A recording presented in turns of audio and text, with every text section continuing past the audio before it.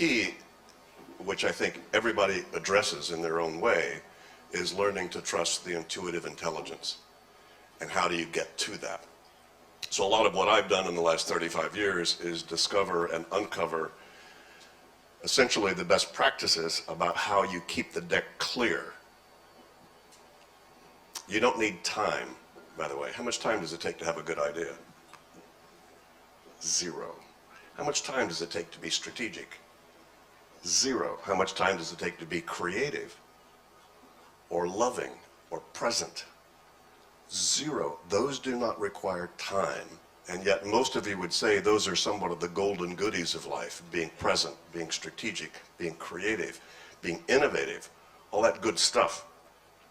They don't require time, but they require something extremely important: room. If your brain is tied up in 2 meetings ago, it's difficult to be present tucking your kids into bed.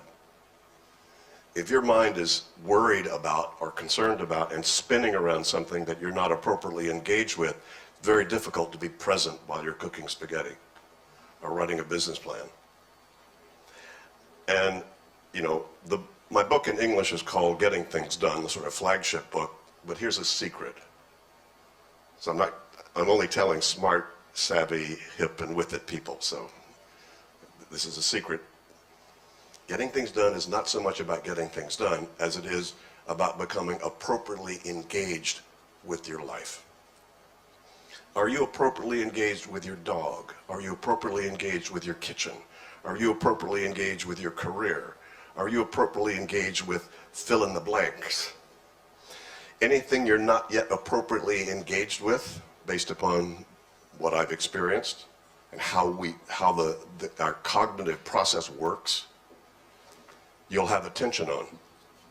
I'm curious, how many of you, since you've been sitting here tonight, have had your mind go somewhere that has absolutely nothing to do with what's going on in here? Any of you?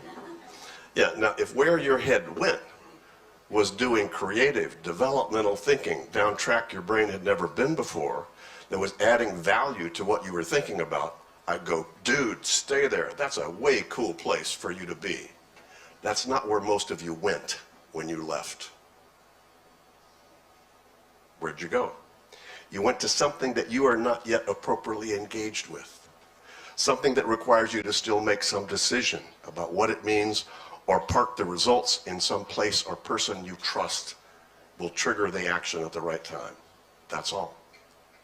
So I just discovered the algorithm about how do you get everything off your mind. By the way, your mind is a really crappy office. I discovered years ago something that the cognitive scientists in the last 10 years have now proven. Your head's for having ideas, but not for holding them. As a matter of fact, your brain did not evolve to remember, remind, prioritize, or manage relationships between guess how many things before you start to lose cognitive ability?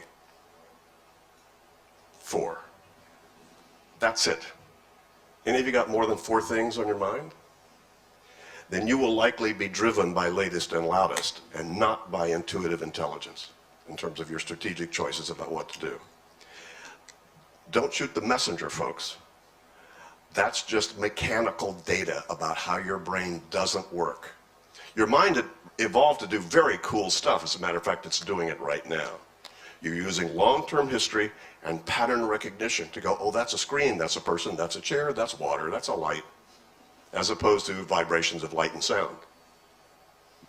Your brain evolved to be able to do that so wonderfully, so you could stay alive on the savannah and the desert and the jungle. Called, that's a tiger, there's berries in those bushes, there's snake there, thunderstorm coming, baby crying. Yes, that's all the limbic part of your brain that is totally present all the time. All the time. They're doing brilliantly. The computers, even as good as they're getting, can't even come close to what you're doing right now.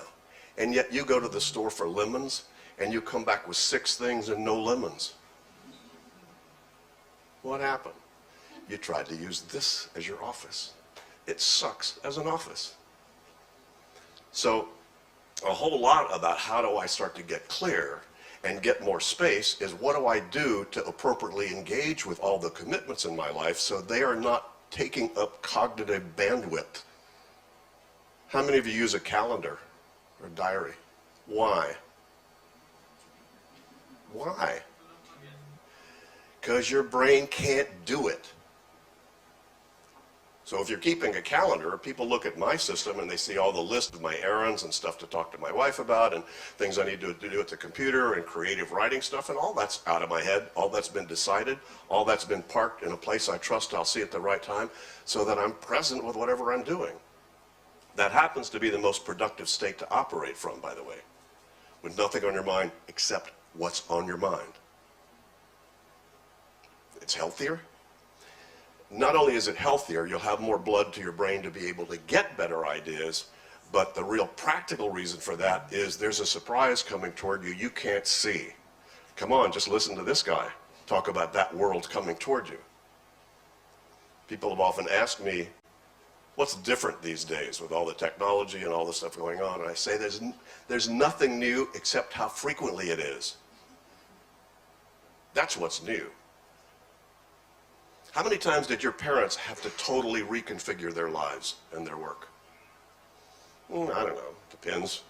Once, twice, 3, 4 times. Virtually all of us in here, by emails that are piling up right now while you're sitting here, could totally blow the hell out of what you think your priorities are tomorrow. That's what's different. How fast it's coming at us. You reminded me of a great book. I don't know if Kevin's book has been translated into Russian. I'm sure it has. The Inevitable. Kevin Kelly was the first editor of Wired magazine. And it's a really fabulous book about the 12 trends that he says you cannot stop. They are on. And his point of view is that if you think the Industrial Revolution created huge change, just wait. He says, if you have only seen the beginning, and AI and virtual and all that stuff is just part of what the game is. His first chapter is about the one trend you will never be able to stop, and that is you're not going to get really good at anything anymore. Why? They're going to upgrade your refrigerator. There's going to be a 3.2 to your washing machine. Oh my God! You're never going to get really good at anything because everything is going to be continually virtually upgraded. So relax. Get used to it. Get your 8-year-old nerd that fixes everything to go, handle your technology stuff. Anyway, all that stuff is coming up, and the reason to be clear is because the clearer you are, the more you'll be able to deal with surprise quickly and make quick decisions about what to do. Also, the freer you're going to be to do the reflective process. One of my big clients, I'll name it because they're pretty public about it, a small little company called Siemens, right? And the head of executive development for Siemens, he had 5,000 executives under his purview in terms of their own executive development. Smart guy. And I asked Nick, because there are 172 countries, 400,000 people, I say, you probably have a better window on what the essence of real leadership is in terms of success. He said, yeah, David, 2 things. Number 1, a person's ability to take a strange, ambiguous situation and create some sort of a workable format and model to make progress within it. And number 2, the courage to make good, intuitive decisions before everybody else signs off on it as right or wrong. And he said the biggest need, absolutely, in terms of leadership development across the world from his experience, is reflection time. If you're not stopping to reflect, and if you're not appropriately engaging with all the commitments in your life and parking these things in an appropriate place, it's very difficult to be mindful. You don't get a clear head by meditating or drinking. I know, I do both. But for different reasons. If you still need cat food, I don't care how much you drink or how much you meditate, cat food is still going to pop into your mind. Now, I know that's kind of duh, but the fascinating thing about this is if you start to get your day-to-day life under control, it automatically is going to open up an intuitive part of you that's going to see at a higher horizon. And there are a couple of guys here I know I've already chatted with that could probably attest to this fact. The strange thing about the methodology I came up with is the people most attracted to it are the people who need it the least. the people most attracted to this getting things done methodology of best practices are the most proactive, the most creative, the most organized already, the most already aware of the value of systems. They already are. They've just run out past their own ability to keep up with themselves. And that then a way to get more room to be able to do that. I'll mention it because he was public with it. Usually a lot of my clients are. I spent a year coaching a guy who just won the EY Worldwide Entrepreneur of the Year Award. And entrepreneurism, I agree, is going to be the future. By the way, a little sidebar information on that. Not long ago, I saw a research study, I forget who did it, that estimated that by the year, I think 2025, 50% of the US workforce will be self-employed. So the necessity for people to be their own executives, to manage themselves. You folks are probably a lot more dedicated to your own career and your own professional development than your companies. That's been true for 30 years, by the way. It's no longer, wow, I now work for that company, they'll take care of me the rest of my life. Good luck. I don't think so. So, anyway, the guy called me, he wanted me to come work with him. Well, this guy happens to be, he teaches entrepreneurialism at the University of Chicago. He's on 4 boards, corporate boards, has his own jet. He built and sold Groupon, by the way, that's why he has his own jet. His new startup, when it was 2 years old, had a market cap of $2 billion. I mean, this guy, by anybody's assessment, you wouldn't find a more productive guy. One of the smartest, quickest, fastest people I have ever engaged with. Why did he call me? He said, David, I'm up to here. I'm only 47 and I feel like I'm hitting my stride. I wake up with $1 million ideas, but I don't know where to put them or who to give them to. He was joking.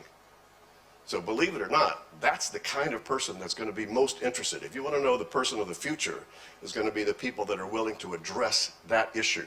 I need more cognitive room. How do I get more cognitive room? See, nothing's changed in the technology. Now, again, at 74, guys, you know, I've been on email since 1983. Right? Fabulous. Email's great.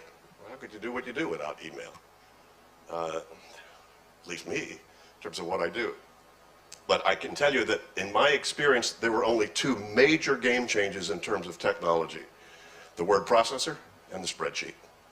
Those things changed the game. Any of you old enough in here to remember typewriters with erase tape? Erase tape. That means before you wrote anything, it damn well better be perfect, because it was such a pain in the butt to fix anything. The word processor, man, I get to just write a poopy first draft and edit it. It matches the way your brain thinks, because your brain likes to have ideas, then later on figure out what they were and what to do with them. So the word processor truly changed the game in terms of productivity. So did the spreadsheet. In the US anyway, 80% of the businesses are run just off Excel. But before spreadsheets and relational databases, by hand, that was total game changer. And in my experience, nothing has really changed that game. What's been different is speed, volume, and connectivity. Those things are going up while we sit here. And that's the problem, the speed, the volume of the stuff coming across, and the fact that you're connected to so many things and allow yourself to be connected to them, you're going to blow up with the stress of opportunity. How many things could you be surfing the web about that could add value to what you're doing tonight and tomorrow? Oh my God, I could do that, I could do that, I could do that, I could do that.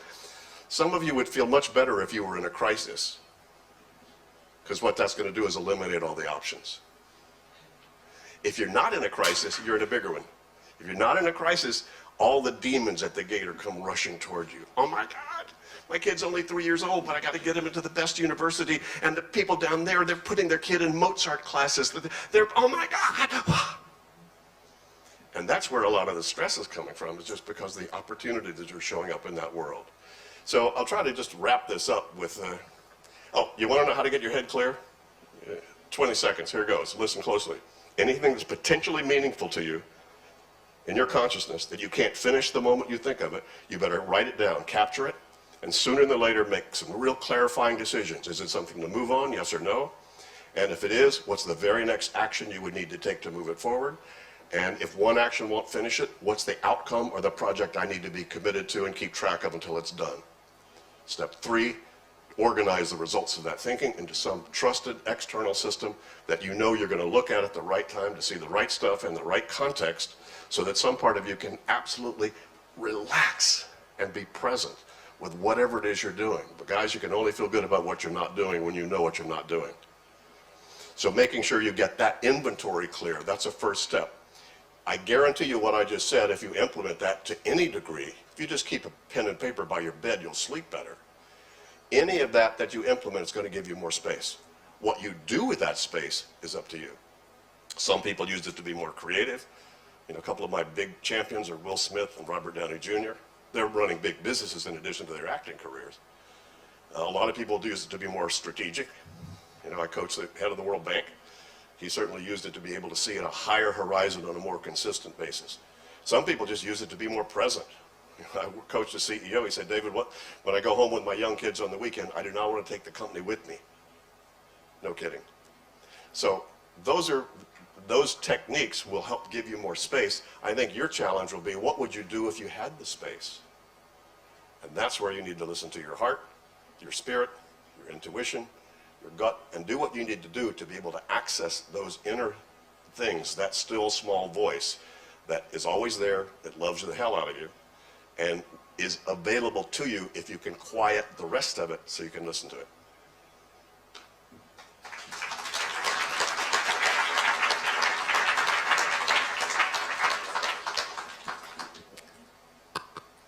David, thank you so much for this cognitive room. I do believe that it's something we really need, at least to think about. Actually, in real life, we just need this room. Probably, you know, we should start with something small, and then to make it bigger and bigger.